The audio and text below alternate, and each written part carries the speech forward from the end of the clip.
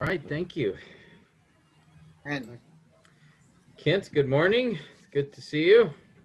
yes, good morning, Pastor Team. Good morning. Good morning, Jed. Glad you could join us. Morning, Pastor Team. Good morning.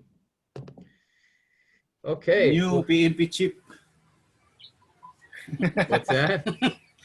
Jed Escalante is our new PNP chief, Oh, spiritual advisor. yeah.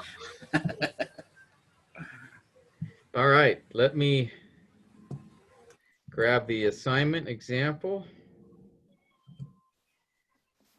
And take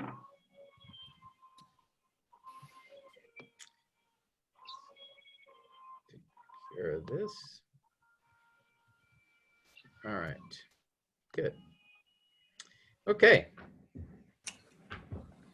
Well, we're on to assignment 3. I've noticed most everybody is turning in their assignments, which is great. I'm trying to stay on top of grading, and I think I'm caught up with everyone through assignment 2 in grading, and so that's good. Keep it going. I did talk to Pastor AJ and TJ about conducting preaching labs once we're done with these first 6 assignments for your Psalm passage. So AJ said that he might be available. So that is an option that some of you, if you'd like to do that, could do a preaching lab live with each other, maybe at the Living Word Church in Banawa. So I'll talk with AJ more about that and see. And in the meantime, I'll put up a link on Canvas so that if you've already recorded your sermon or if you're going to record it, you can give me the link there, post it on the Canvas, your Canvas account, and I can look at your sermon there. But we still have a few more assignments to go before we get there. So this week I wanted to briefly review the 3rd assignment, and then answer any questions that you guys might have in general, or again on your specific passage. I'd be happy to do that. Okay, so I've got the example for Psalm 99. I've opened that up to you, and again, what I'm trying to do with each of these as well is give you the particular sessions where we covered this topic in our workshop. And so for the imagery and poetic analysis, that covered 4 sessions from sessions 4 through 7. And I gave you the links there, as you can see, from the YouTube channel and then the student handouts as well. So you can go back and look at those if you need to review more. But basically, for this particular assignment, and this one will probably be one of the longer ones. The next one might take a little time as well, the diagramming and word study. But this assignment wanted you to examine the imagery and the poetic devices. This is a key step in looking at Hebrew poetry in particular, because there usually are a lot of figures of speech used, and there's a lot of poetic language used. And so this is one of the key steps in looking at the poem, because in this, through the use of imagery and through the use of these poetic devices, the poet is able to convey that emotion and emphasis that Hebrew poetry is known for. And so for this particular assignment, there are, as you can see here, 3 steps to carry out for this assignment. The first step is simply to step back and identify the images in the poem. Again, as I've mentioned to you, one of the 3 key characteristics of Hebrew poetry, the first is terseness, right? Short verses. The second characteristic is structure, particularly parallelism, and that was the focus of the last assignment. And the third chief characteristic of Hebrew poetry is imagery.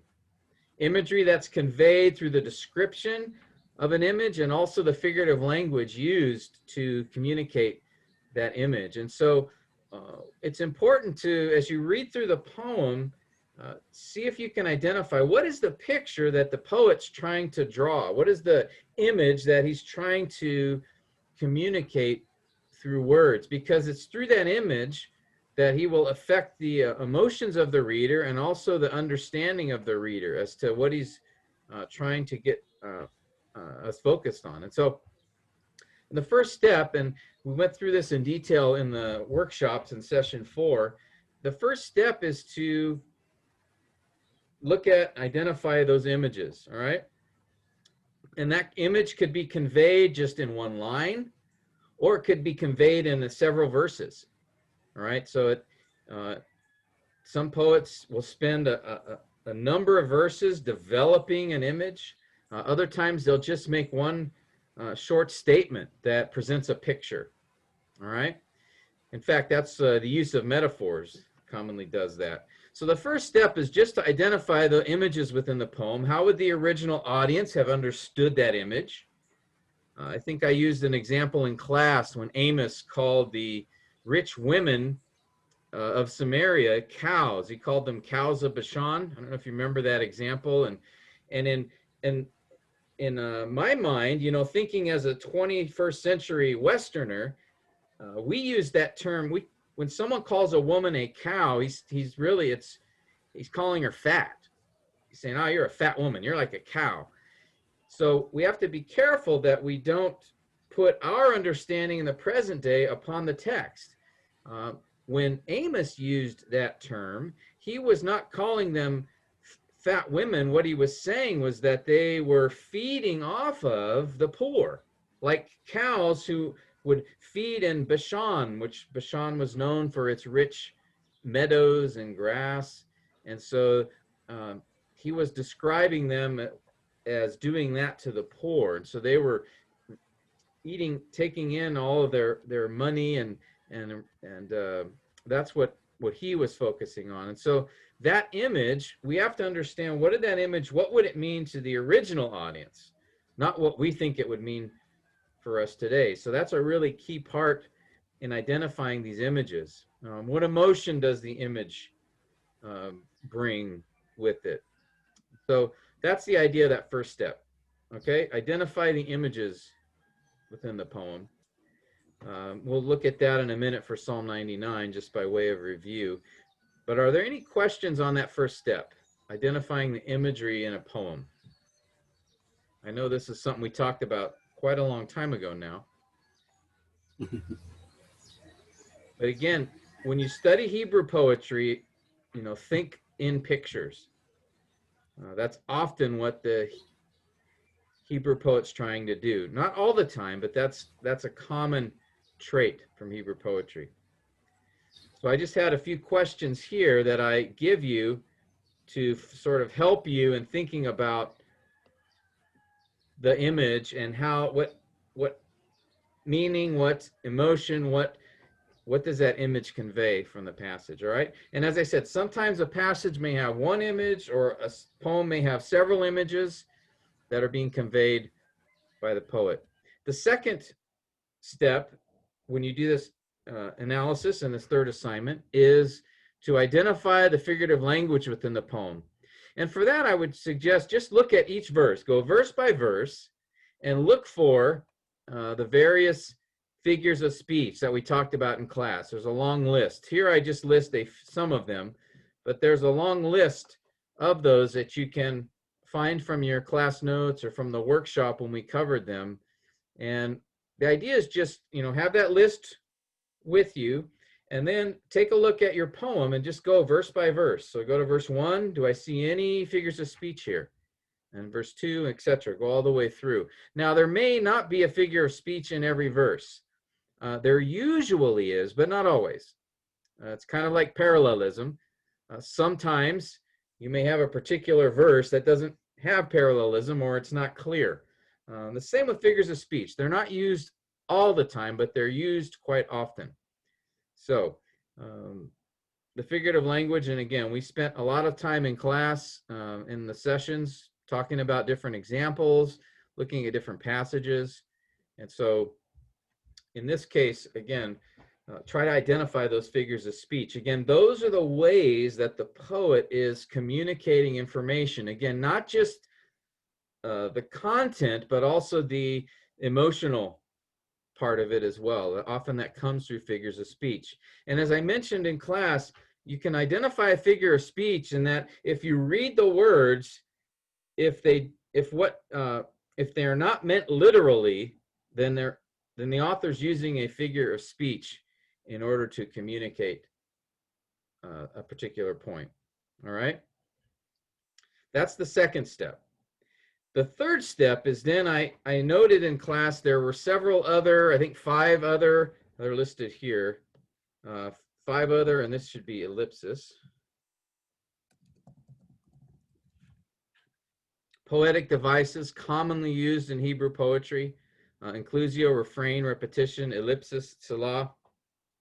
I included this as a separate category because these are not figures of speech, all right, but they are poetic devices. And so what I'm asking you to do is after you look for all the figurative language in the poem, then come back and go through each verse again and see if you can identify these other poetic devices that are used. And these devices will often be used across the whole poem. Figures of speech that you're looking for will be found within a given verse, but often inclusio, refrain, repetition, those will be found across the poem. So for example, repetition, you might see a word or an idea or a synonym repeated in several verses, not just in one verse. Okay, so those are the 3 steps to do for this third assignment. All right, and before we look at the example from Psalm 99, and then after that, I'll take your questions about your particular psalm. Are there any general questions just about these 3 steps? Does the format make sense? Format that you need to follow. Okay, that's clear. Okay, good. Well, let's look at the example from Psalm 99, which we did in class and that I've put together here. And then after that, if you have any questions about this psalm or your particular psalm, we can cover those. All right. So this is the imagery and poetic device analysis for Psalm 99. Maybe what we can do is, I don't know if I put the poem in here. I guess I didn't. Strange. Let me pull up the psalm. Let's go ahead and read it together, and that'll help us a little bit as we review these particular steps. All right. Give me a minute to do this.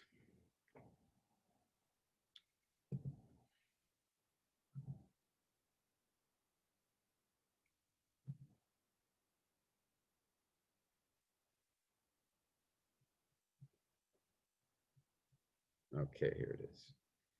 All right.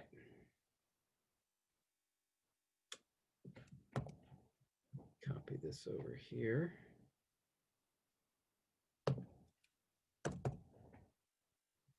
Okay. Let's go ahead and read this psalm together, and then we'll go through devices.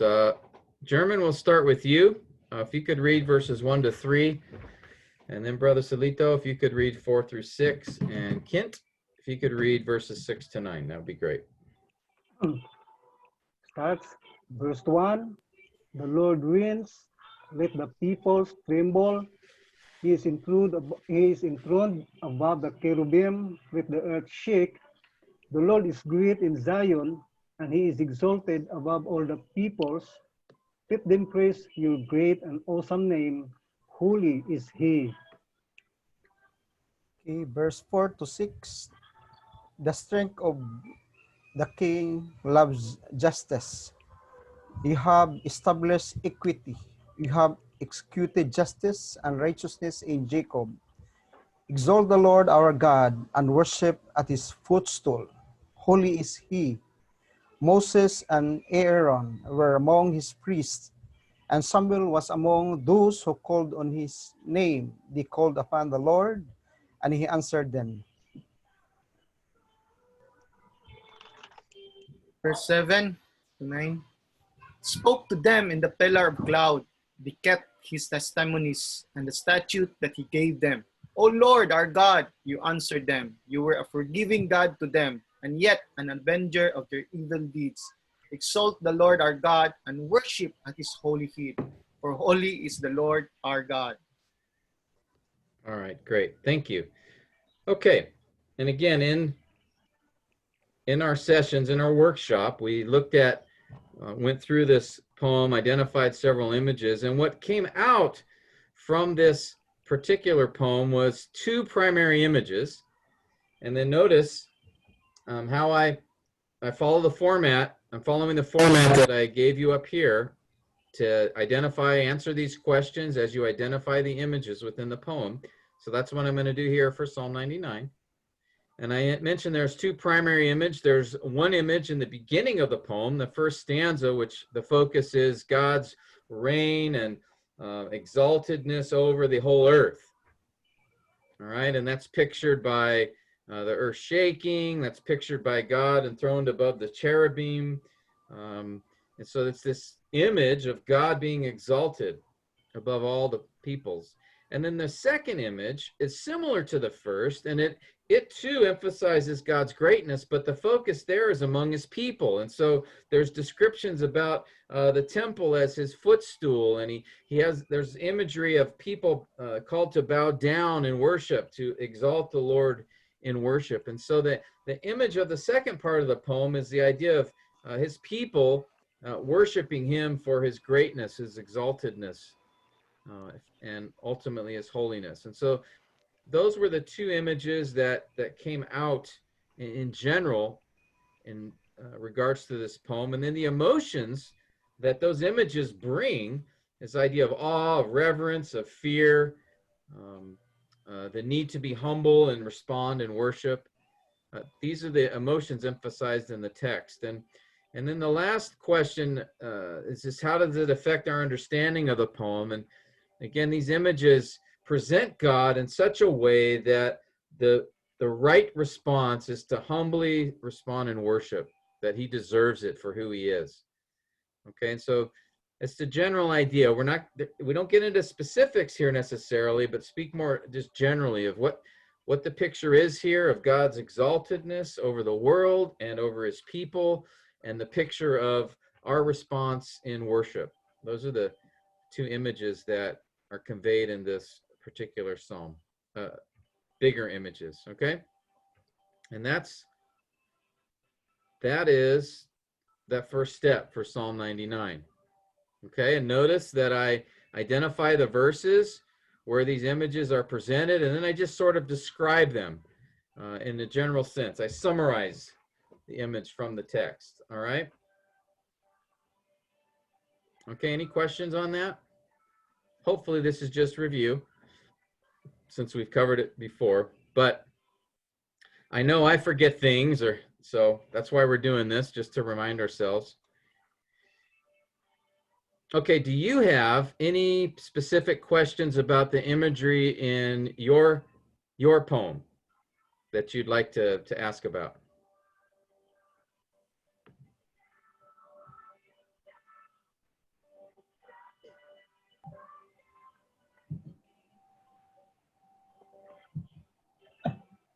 Okay. Well, good. So it sounds like everybody's okay with this step. And again, the point of doing this step within looking at biblical poetry is, again, remembering that images are a key tool that the Hebrew poet uses in order to help us not only read, but see or hear or feel what it is that he's describing. All right, so images are a very important part of conveying. Again, remember, poetry isn't just about communicating information, it's also about communicating the emotion of the writer as he brings that information. That's the power of Hebrew poetry, is it's more than just stating some truth, but it also is, he brings into it his own feelings, his own perspective, his own emotion that can be helpful because we can identify with that. All right.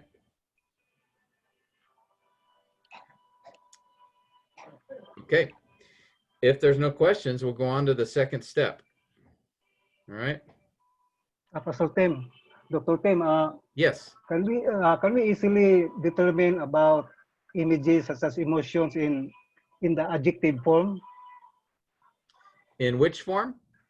Adjective form in images. It is easy for us to determine about feelings, emotions in an adjective form in the passage. In an objective way, is that what you're saying? Yeah. Yeah, it's subjective. So yeah, you're making an interpretation based on what it seems, and that's why it's so important to understand how would that image have affected the original audience. Okay. I think Pastor Tim, Pastor German said adjective. Adjectives, parts of speech. Adjectives. Yeah. You mean? Let me just. Yeah. That adjective? Is that what you're saying? Yeah. Okay, Yes. help me understand the. I'm sorry, I thought you said this objective. Yeah. Adjective. Yeah. Yeah, I was talking about objective versus subjective. Okay, adjective. What do you mean by that question? I'm not sure I understand. I mean to say that in the passage there is adjective in parts of speech such as describe, picture, some It's easy to adjective. spot the image according to the adjective used. That's what you're saying, Brother Herman. Yes. Okay, because well, adjectives, as you know, they modify nouns, right? They tell us something about a noun. Tall, short, right? Guapo, right? Large, small. Or we were describing Brother Ruel's teeth as green, so colors are adjectives. So yeah, actually, well, let me think of an example. How about one poem that has a lot of imagery? Do you have an example that you're thinking of, German, or are you just asking the question generally? I'm just asking the question generally, Pastor Tim. Okay. Yeah. So let's just look at this is well-known psalm. Actually, there's a couple that come to my mind right away. This is a really good question, actually. Thank you for helping me understand. Psalm 1.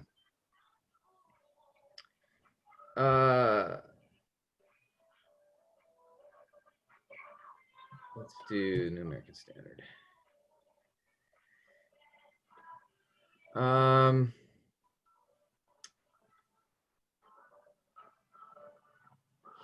A picture here is the tree, right? That's a key picture. The tree of the righteous, that the righteous are like this tree and the wicked are like chaff. So let's see. He will be like a tree firmly planted by streams of water, yields its fruit in its season. Its leaf does not wither. There's an adjective, wither. So that would help us understand that image, right? The leaf is healthy. So that adjective wither describes the leaf. This is a predicate adjective. It describes the leaf in such a way, gives a picture. Whatever he does, he prospers. The wind or not so the wind. So this one actually only has that one adjective there. Let's look at Psalm 23. I think that one had a couple more. The Lord is my shepherd. I shall not want. He makes me lie down. There's one, like Brother Ruel's teeth. The pastures are green. Brother Ruel's shirt. Look at that green shirt he has on. So here, that idea of green pastures, that adjective actually does tell us something, doesn't it? How about white waters? Yeah. White. Yeah. then the next one too, there's an adjective. So green pastures tells us what about the pasture? Is it healthy or dying? Abundant. It's abundant. If he had said he makes me lie down in pastures, that would be fine. But because he says green pastures, that adjective actually does enhance the image and its meaning. Yes. Okay, and then quiet waters. Yes, he could say he leads me beside waters. Okay, but here the idea of quiet adds to the picture, doesn't it? Stillness. Stillness. Safety. Safe, peaceful, Peaceful. content, comfortable. So yeah, that's verse 2 has two adjectives that really add to the image, don't they? And give more understanding of what the poet's wanting to convey. And maybe Pastor Tim, the way I observe it is that the adjective helps the image. I mean, it makes the image clearer to us. I mean, the imagery used. Yeah, because what if, for example, okay, you have he makes me lie down in pastures, compared to he makes me lie down in green pastures. Yeah, think about what that adds to the image. Or the same in the next line. He leads me beside, what if he had just said waters? That could be any water. Yeah. I mean, we would have. So it can be a troublesome water or whatever. So just any water. Yeah, it adds to the. It becomes specific, Pastor Tim. Yeah, it specifies. Yeah, that's a good word. So At the same time, adjective in the Psalms can be a signal for us to identify the image. I think that is what Brother German is asking. yeah, If the adjective is it's a given identifier for an image, in identification for the image. So that would signal.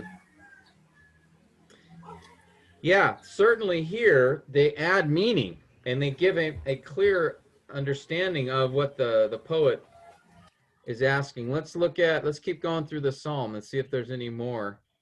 Restores my soul, he guides me in the paths of righteousness for his name's sake. Even though I walk through the valley of the shadow of death, I fear no evil. You're with me. Your rod, your staff, they comfort me. Table for him. Anointed my head with oil, my cup. Okay, so here, those are the only two adjectives that I see, but by using those adjectives, you guys are right that it brings a greater, it helps to specify and give us a greater understanding of what he's trying to say. It's not just a pasture, it's a green pasture. It's not just waters, there's still waters. So that adds to the image. So yeah, German, good point. Keep your eye out for the adjectives, not the objectives, the adjectives. Thank you. Thank you, Dr. Yeah. Tim. Thank you. Yeah. All right, very, very good observation.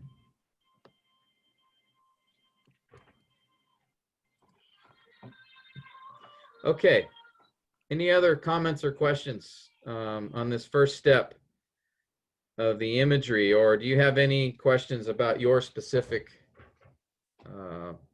passage for this first step? And I think too, man. Pastor Tim. Yeah, Ruel. We acknowledge that there is a difference in the understanding of images for the original audience and us today. Is there any resources that we could use to enhance our understanding what the author meant really for his particular audience? Yeah, I think, let's see. I know a really helpful resource. I don't know. I think actually at Living Word Banawa, they have this resource, the Zondervan Pictorial Encyclopedia. Pictorial encyclopedia. Yeah. Here.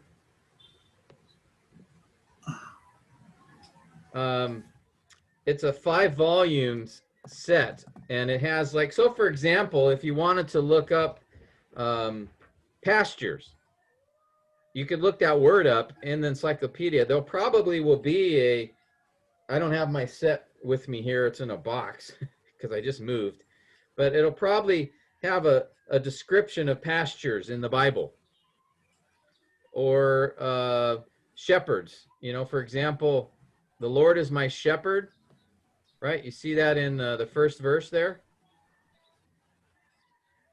Or what am I? Let's see, what are you guys looking at here? Here, let's go to this.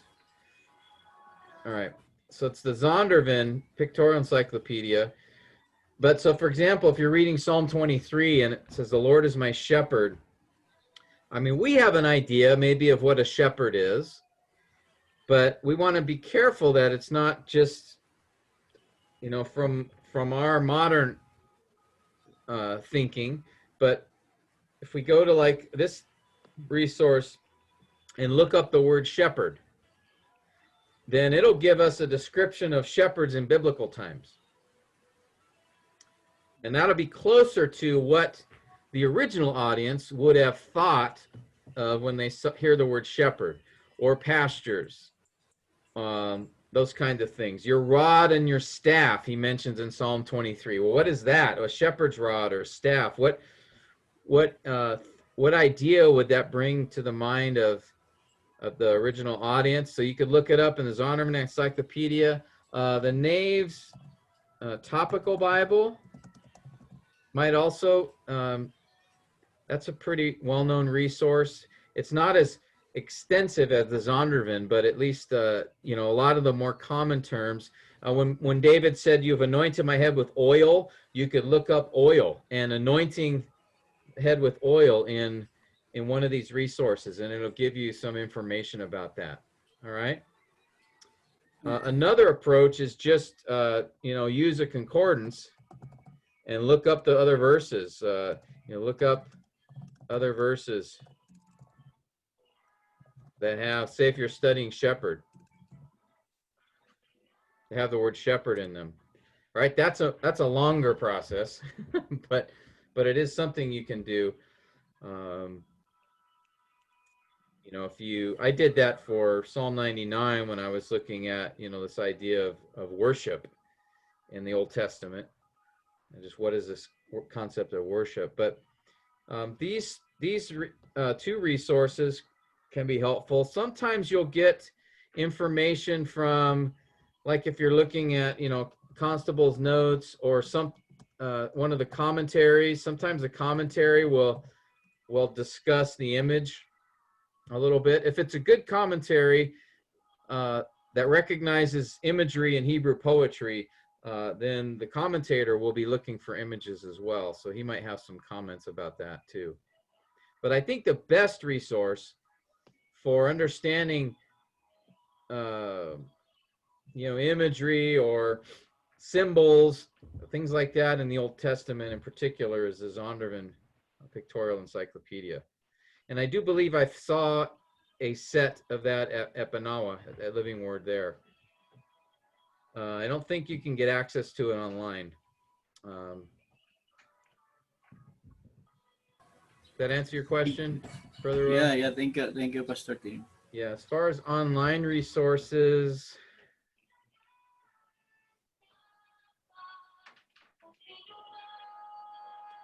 I have to give that some thought. I don't know if eSword has some. If you know, basically look up Bible encyclopedias.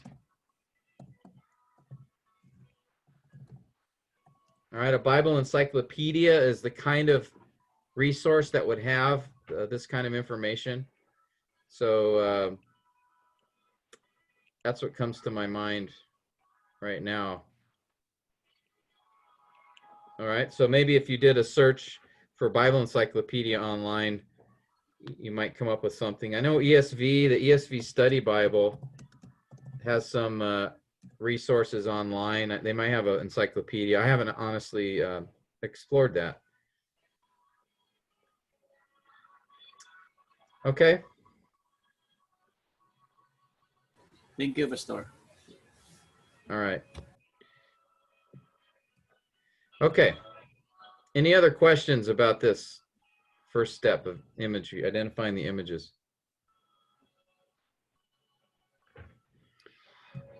All right. Let's go to the second step. This one is more involved because in this step, you'll be going through each of the verses looking for figures of speech.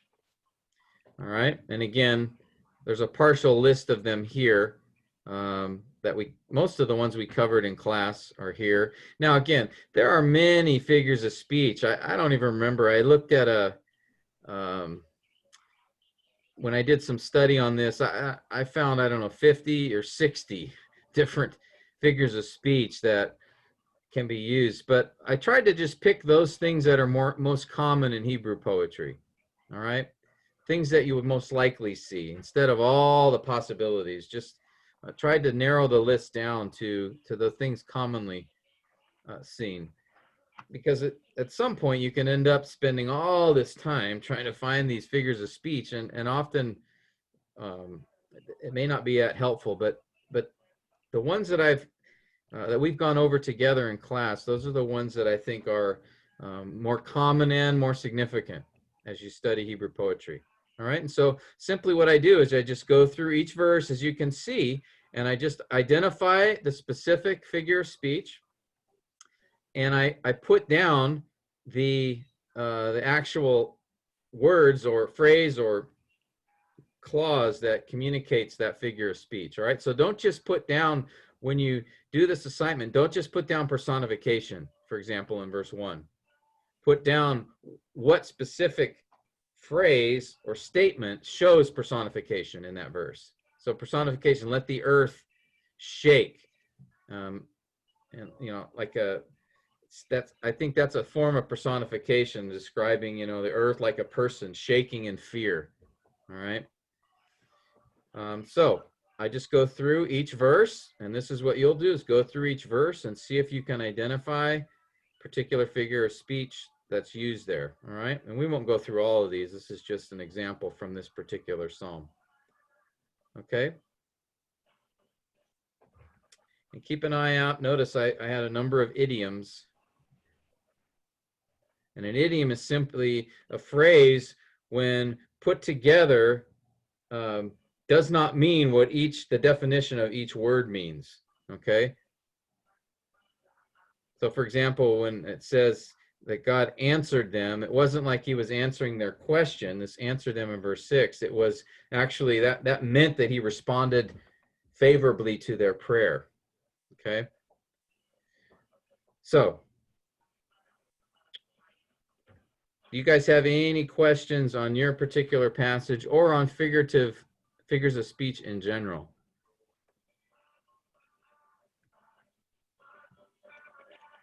Anybody have anything?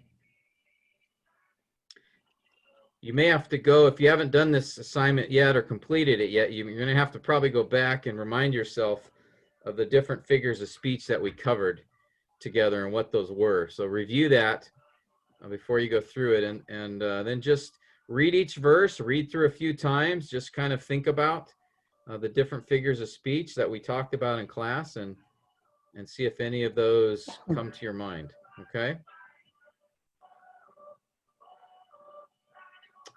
Any questions or comments? Any questions about your passage?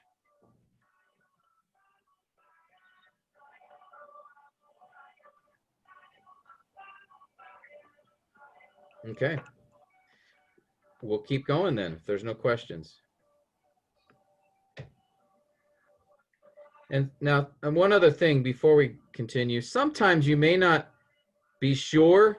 I don't know if I had any here. Sometimes I'm not sure. I just put a question mark if it seems like it's a figure of speech. You can put it down. Just put a question mark if you're not sure. The idea here is we're just trying to see, oftentimes a poet will use similar kinds of figures of speech in his poem. Notice here, the author of this psalm uses synecdoche quite often. See that? And metonymy, those are, again, if you remember, those are figures of speech of substitution where you're representing one thing by something else. So notice there's a lot of synecdoche, metonymy, and several idioms. 3, 4, 5, 6 times. So sometimes it's helpful, to identify if you see a pattern of certain kinds of figures of speech that an author uses. Some poems you'll see interjection commonly used. Other poems you might see a lot of metaphor. Like, for example, in Psalm 1, psalmist uses metaphor. He describes the righteous as a tree. He describes the wicked as chaff. So those are some key metaphors in that particular psalm. Okay? All right. Well, if there are no questions, we'll go on to the third and last step. This one is relatively straightforward as far as what to look for in this third step. Again, there's 5 additional poetic devices that are commonly found in poetry. The inclusio, which, if you'll remember, is something that frames a particular psalm or part of a psalm, meaning it's a phrase or a verse that's repeated at the beginning and the end of a particular section. Whereas a refrain is typically a repeated line or verse at the end of each stanza. Okay? So both inclusio and refrain are both repetitions of a line or a verse, but for inclusio, the repetition comes at the beginning and the end of a section of the poem or of the whole poem, whereas a refrain is just given at the end of each stanza, or sometimes at the end of each verse. Psalm 136, for example, repeats the same refrain over and over after in every verse. Okay,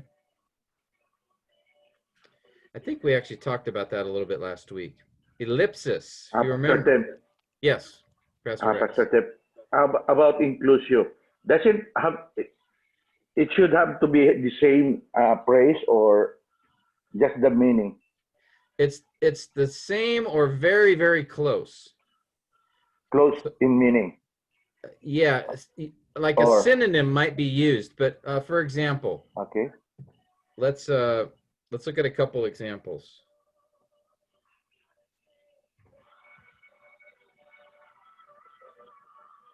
Okay, so we have,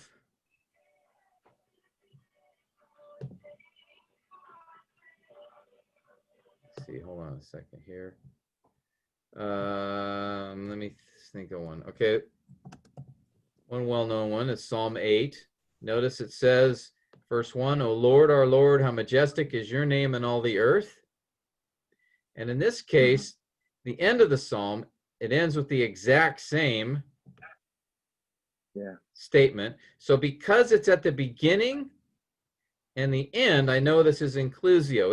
It's meant to not only bookend the psalm, but focus us on the main idea of the psalm. Another example of this would be Psalm 113. Praise the Lord. It begins with, and then it ends with, praise the Lord. Exact same phrase. Psalm 24. Psalm 24. Verse 7 and verse 10. Verse 9. Yeah, lift up your heads, O gates, and be lifted up, O ancient doors, that the King of glory may come in. Lift up your heads, O gates, be lifted up. Keep more. Now, this is an interesting one because it repeats basically, if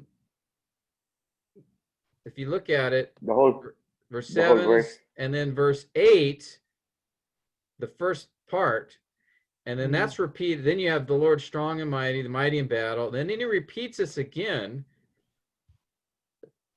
And then he changes at the end of verse 10, the Lord of hosts, he's the King of glory. So he's doing something a little different there. It's not inclusio in this case. It's repetition, but he's actually just repeating like 4 lines here. 1, 2, 3, 4. More. And then he gives a declaration. And then he repeats those same 4 lines and then says something a Another little declaration. different. But it's slightly Well, different. Pastor Tim, I Yeah. have in my assigned text verse 25 and then verse 28. They don't have the same wording up in the verse, but kind of the same meaning. Yeah, Can that be an inclusive?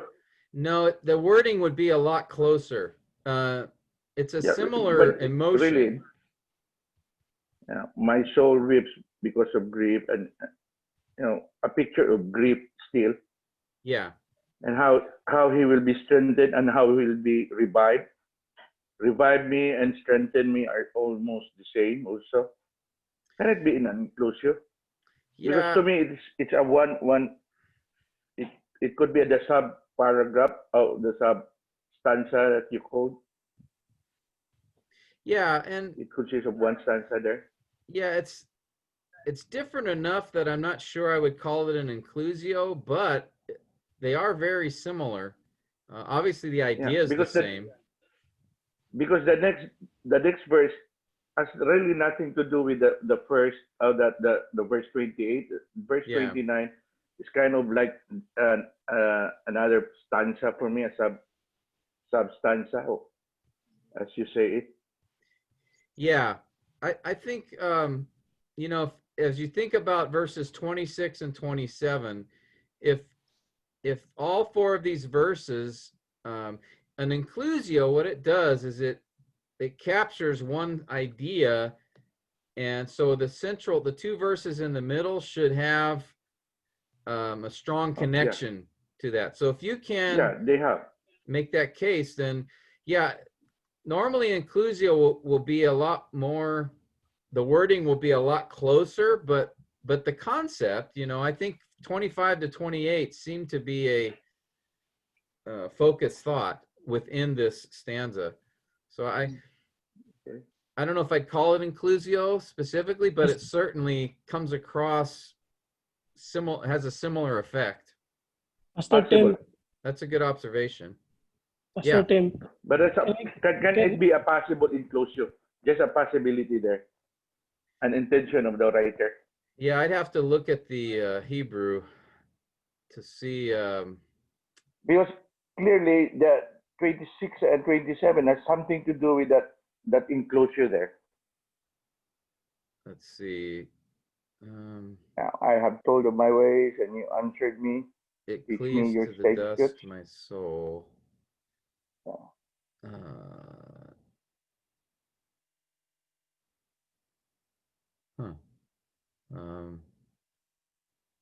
My soul weeps. Yeah, I'm just looking at the Hebrew there.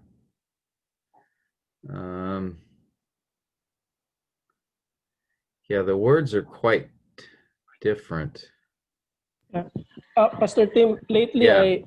I was able to read on John 18, and there's a very clear example of inclusion there, although it's not in poetic John format, 18? but yeah, John 18, 14 to 16.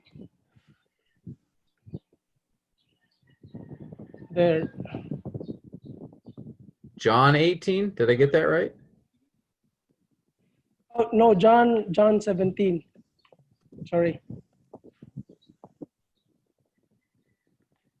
14. Yeah. 15. 14 to 16. The half part of verse 14 and the whole of verse 16. They are not of the world, even as I am not of the world. And then verse 16 repeats the same. They are not of the world, even as I am not of the world. So the emphasis is 15. Yeah, but I wouldn't see that. That's not inclusio. That's just repetition. There, I would see. This is why, refrain and inclusio, you have to, The difference is inclusio will begin something and end it. It should really be at the beginning. Yes. Okay. That's the idea. Inclusio, there's a clear beginning and end. So like in Pastor Rex's question, there we see something at the beginning of the stanza and then a similar statement in the middle. And so that is a possible inclusio because there is something at the beginning of it. And we know it's the beginning of a stanza because of the acronym, right? The Aleph, Beth, Gimel, Dalet. So we know that that is the beginning of a stanza. And so what he has is, he has this statement at the beginning of the stanza, and then he has a similar statement in the middle. And so that's why he's wondering, maybe this is a inclusio. And normally inclusio is a lot closer in terms of the wording. The words are typically matching more closely.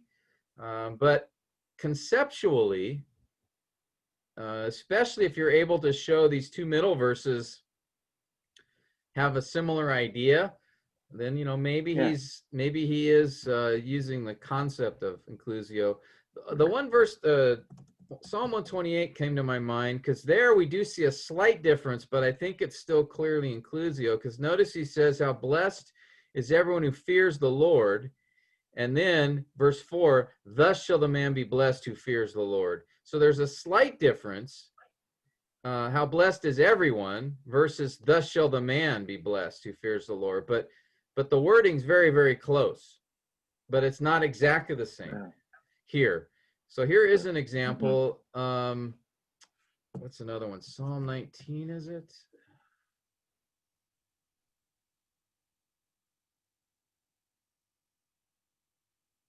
No, I can't remember. Let me try Psalm 29.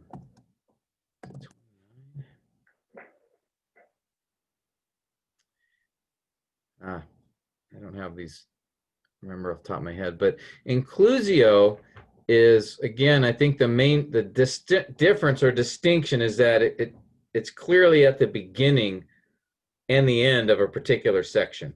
And in John 17, I would see that as just a repetition for emphasis that Jesus uses there. Okay? Pastor Ted, Yeah. if there is in my text, it's a possibility that there's an intention of an inclusio there, but can it be a repetition as well? Yeah, it could be.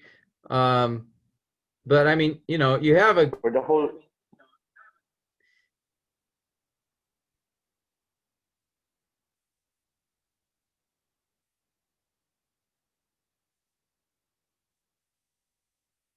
Yeah, I'm just looking at the other. I mean, there does seem to be a particular focus in those first four verses. Yeah, it consists of the substanza. It's just one substanza there. Yeah. And yeah, if I were to, the next verse 29 is different. Yeah, if I were to teach this, I probably would divide it into those two sections there. So, yeah. Correct. And it carries different images. The first one is more down and depressed, and the second one is more lively now. Yeah. Because of the Word of God, the effects of the Word of God. Yeah. Yeah, because it seems to be more appeals. Revive me, teach me, make me understand, strengthen me. And then in this one, there's more of I've chosen, I've placed, I cling, I shall run. Yeah, correct. Yeah. So I think Two that's images. I just don't know if I would call this exactly an inclusio, but it does have similar features of one. It's just not, if it were more closely worded, if the same words were used more, I would have a stronger Maybe it's opinion. just the intention of the writer, Pastor Ted. Maybe this the idea of it's possible. Yeah. Like if he had said something like, my soul falls to the ground, Correct. or that would have been something closer to cleaves to the dust. But the concept, the emotion is very similar. Same. Yeah. Okay. Deep, deep insight, Pastor Rex. Kenneth, did that That's my answer your assignment, question now brother. about John 17, Kenneth? Yes, Pastor Tim. Thank you. Okay. But I'm glad you're looking for some poetic features, because they're actually happen more often than we realize in the New Testament. And it makes sense, right? Because if, for example, Jesus quotes from the Psalms more than any other book. So he clearly was very familiar with the poems of David and the other psalmists. So, we should see some of that come out in the things he says, not just quoting a psalm, but even the use of poetic language or poetic features. I've mentioned a few examples that Paul has used in his epistles of examples of chiasm or repetition or imagery, things like that. We can see some examples of that in the epistles. So it's good that you caught that in John 17. Any other questions on this? So we talked about inclusio, refrain. Refrain is more common. Oh, let me see. Psalm 46. I think I mentioned to you, you have this repeated statement in verse 7 and then again in verse 11, exact same statement. And we know it's not an inclusio, because here you might think, well, maybe this is the beginning and this is the end. But we know it's not, based on the other analysis that we would have done in this psalm on the structure of this poem. The Selah there seems to be identifying the end of a particular stanza. Notice there's 3 of those. And then even the theme or the focus in verses 1 to 3 and 4 to 7 and 8 to 11 identify those as 3 stanzas. So that tells us that this is actually a refrain that comes at the end of the 2nd and 3rd stanzas, which is interesting because when you compare it, there is no such refrain at the 1st stanza in verses 1 to 3. So that's an interesting difference in this particular poem. So refrains don't always come at the end of every stanza, is my point. They may just come at the end of a couple of the stanzas, as we see here, or in the case of Psalm 136, they come at the end of every verse. There really doesn't appear to be stanzas in this particular psalm. They're just declarations of the psalmist. And he repeats that phrase, for his loving kindness is everlasting. So that's a refrain there. Okay. Ellipsis. Let's go back to our notes.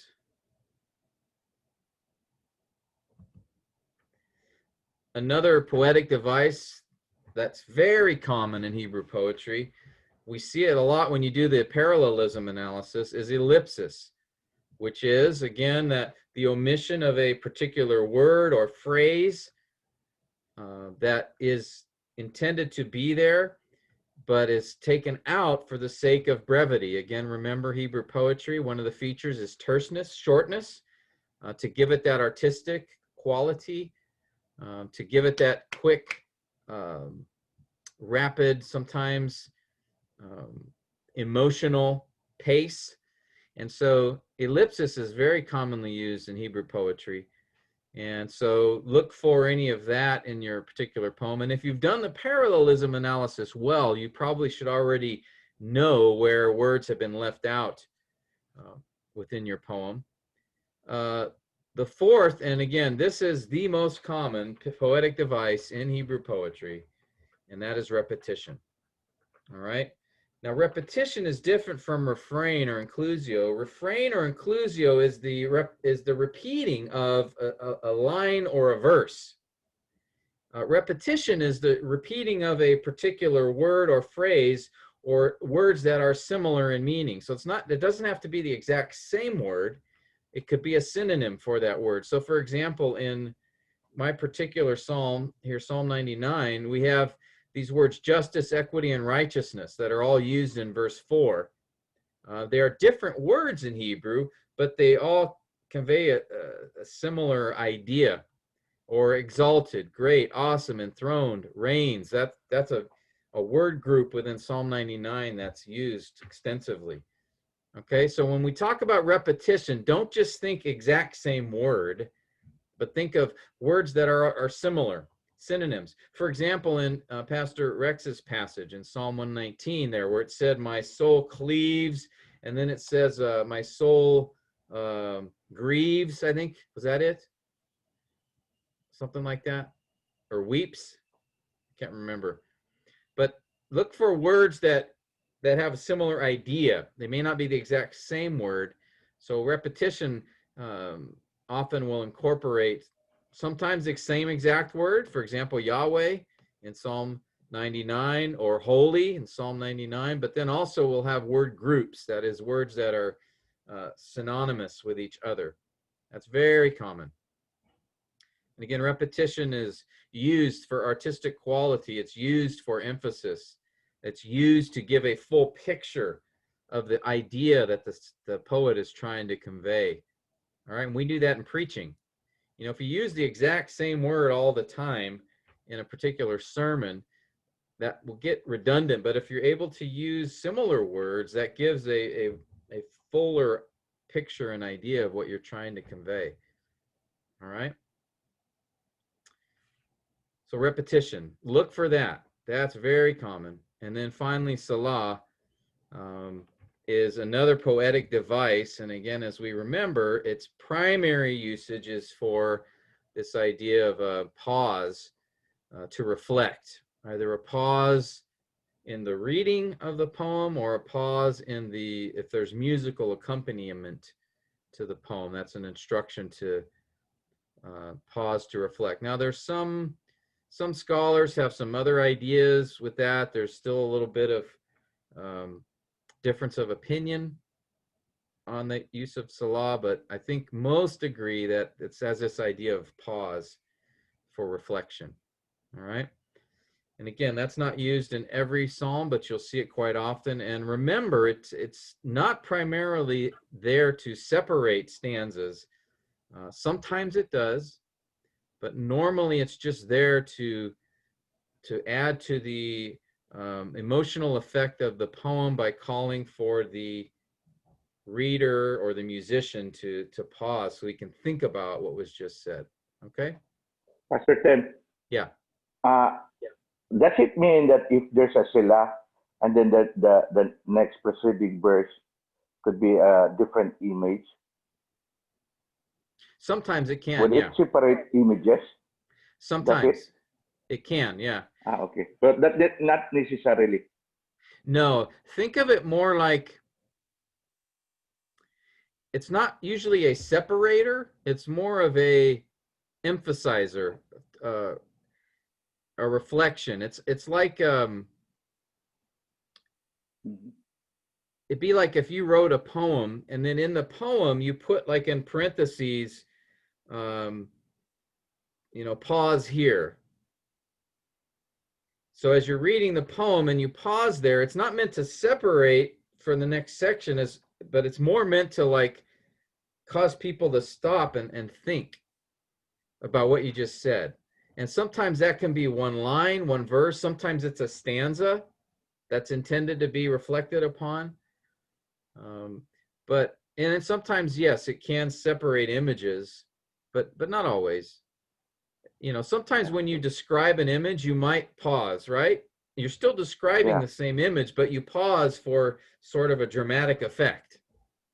Like, you know, and then as we were standing by the waterfall and the waters were crashing down and all of a sudden I saw a bird.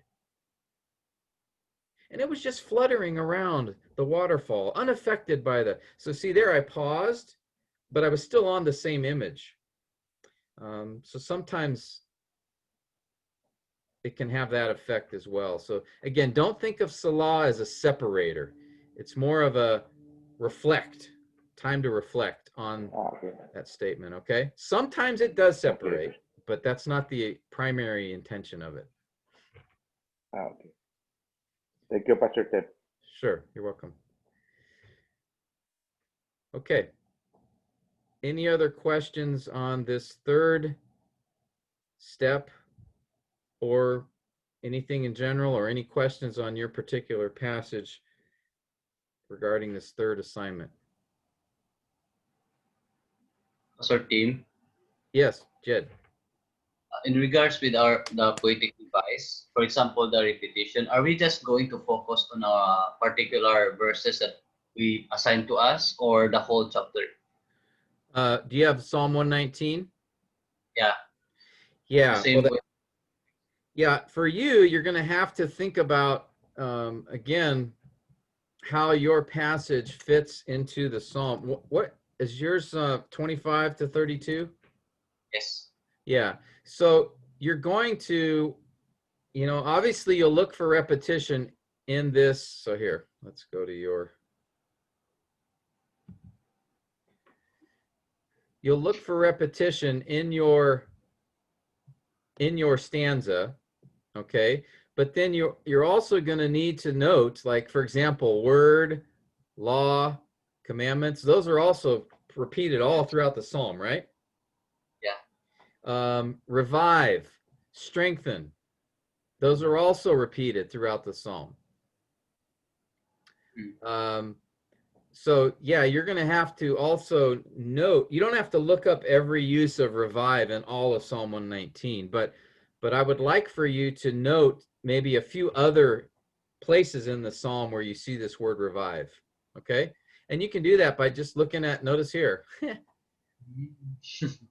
if you have a cross references, you can just grab a few of those verses. For example, teach is often used in this psalm, verse 12. Okay, so technically, yeah, you're looking for repetition over the entire poem, which for you is 176 verses, but you don't have to go through every one and note every case. Just give a few other examples. Yes, Pastor that, T. okay? In addition on that, Pastor T, we only choose what is the same concept with the Yeah. flow of. Look for synonyms or, yeah, similar ideas. So for example, soul, here in Psalm 119, you have soul in verse 25, soul in verse 28, and you have heart in verse 32. Okay? Those are similar. They refer to the same thing, the center of who a person is. All right? For example, as well, testimonies, commandments, your word, precepts.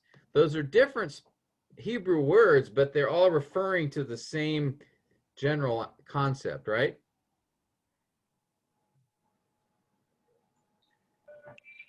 Does that answer your question, Kent? Or Yes, Pastor T. what's your passage? 9 to 16. Oh, that's right. Okay.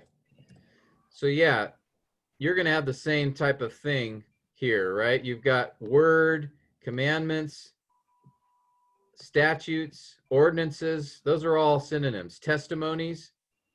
Precepts. Okay. Precepts. Yeah. Statutes. Wow, you've got a lot of them here. Word. Pastor Tim, your ways. Pardon? Your ways. Yeah. In verse 15, your ways. He has your ways, and then there's the name. word his way, a young man. Yeah. Okay. And then so again, you want to look for it and meditate. I believe meditate's used several times in this psalm. So yeah, here's several other verses. All right. But yeah, look for synonyms as well, similar ideas. Meditate and contemplate. Yeah. Yeah.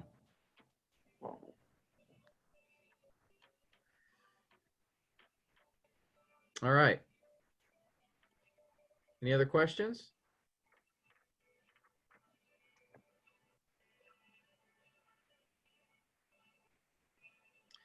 So if not, then again, those are the 3 steps for this particular assignment that you'll need to complete. Follow this format. And I think you have a couple of more days or a few more days to finish. Let me pull up the schedule here real quick. Hopefully you can see that. So this is the 3rd assignment, which again will be due in a few days. And as I said, I'm usually that day or the day after I'll be grading it. So make sure to get it in by the 26th. I guess my time, right, Pastor Rex? 26th, my time. Yeah, But same like 12 hours for us. Thank you. and then, but right away, you're going to need to get working on that next assignment, which will be the diagram, the structural diagram for your passage. This becomes harder. Yeah, the observations and the word studies. That'll take a little more time. Now, for the observations, I reduced the list of things to look for. I just wanted you to focus on the verbs, the pronouns, conjunctions. So Thank you, Pastor Tim. yeah, make sure to look at the assignment example and just focus on those. I think it's 5 or 6 rather than, I think your notes, the original syllabus had like 20. But a lot of those you're already identifying in other steps. So I didn't want to have you just repeating yourself. So for the observations, there's not as many that I'm having you look for. So again, just follow the format of the example I give you. Okay, there's already an example on Canvas for Psalm 128. I will post an example of this, Lord willing, tomorrow for Psalm 99 as well. But so yeah, make sure you get this 3rd assignment done by Monday, and then get to work on that fourth assignment. Okay. And keep it up, guys. I think, like I said, almost everybody has been turning their assignments in, so that's great. So I encourage you, just stay with it. Keep working at it. And as I mentioned earlier, we might be able to do some preaching labs there. So if you haven't recorded your sermon, you can possibly we'll set some things up so you can preach it. At least those of you that can get to Living Word, Banawa, perhaps. I got to talk to Pastor AJ a little more and see what he's able to do. But that's all that I have as far as what I wanted to cover this morning. Is there any other questions or comments you guys have?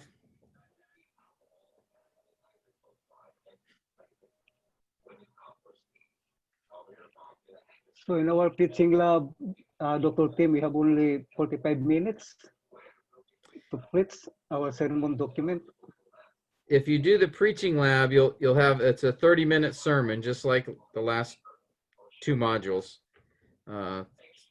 I said that if you end up preaching it for your congregation or for a Bible study or something, you can go beyond 30 minutes if you record it for a service you're doing or a teaching time.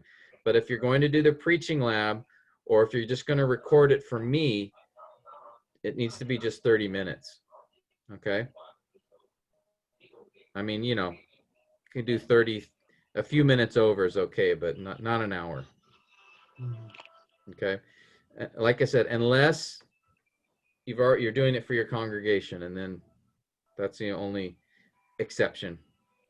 But like I said, AJ told me that he may have some time to host a few preaching labs, so that can be an option potentially for those of you who are able to get to the Living Word, the main campus. But I'll give you some more details in the next week or two when I talk to AJ more about that and see what he's able to do. Okay. Thank you, Pastor Tim. And again, that would just be for your psalm passage. All right, so once we get through these assignments, then I just want you to preach your psalm passage, and then we will get to work on the Proverbs assignments after that. All right. Now, some of you, like you, German, you're way ahead. You've done almost all the assignments. So I don't think I've graded them all, but yeah, he's an expert, Oh, poetry expert. he's a genius, huh? It needs correction. Needs more correction, Pastor Tim. Yeah. Yeah. Pastor Ted, if Yes. we're gonna submit our assignments, that would be in English. No, the preaching. I mean. The preaching will be in English if I am grading it. If you're able to do it, Okay.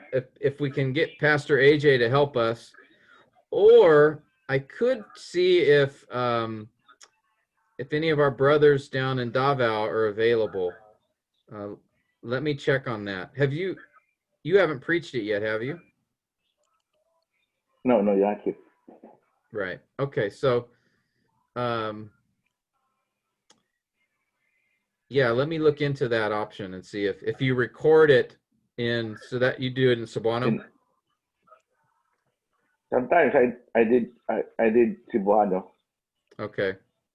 but most of the time in Cebuano. But in this case, for this text, I might do it in English, so as you can check it for me, Okay.